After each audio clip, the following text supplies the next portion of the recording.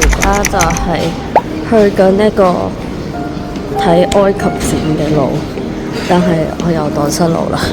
喺邊啊？同埋，喂，輸唔到嘅又，呢啲就係日常㗎啦，即係你得一個人嘅時候，你又講緊時間過去，咁你就冇啦。